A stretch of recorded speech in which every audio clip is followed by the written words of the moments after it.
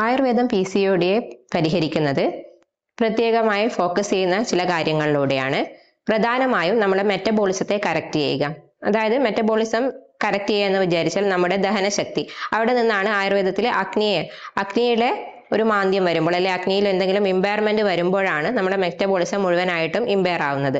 അതുകൊണ്ട് തന്നെ ആദ്യം ആ ഒരു ദഹന വ്യവസ്ഥയെ കറക്റ്റ് ചെയ്തുകൊണ്ട് മെറ്റബോളിസത്തെ കറക്റ്റ് ചെയ്ത്, കൂടാതെ വ്യായാമവും ആഹാര രീതിയും വഴി ഒരു ചിട്ടയായ ജീവിതശൈലി രൂപപ്പെടുത്തി ആയുർവേദത്തിലുള്ള ഇന്റേണൽ മെഡിസിൻസും അതോടൊപ്പം പഞ്ചകർമ്മ തെറാപ്പിയ ഉദ്വർത്തനം പോലുള്ള ചികിത്സകൾ വഴി ശരീരഭാരത്തെ കുറക്കുകയും ഇൻസുലിൻ റെസിസ്റ്റൻസിനെ തടയുകയും ഇതോടൊപ്പം നല്ല രീതിയിലുള്ള ഒരു ആർത്തവ ചക്രം അത് ശരിയായ രീതിയിൽ ക്രമപ്പെടുത്തി കൊണ്ടുവരികയും ചെയ്യുന്നതിലൂടെയാണ്.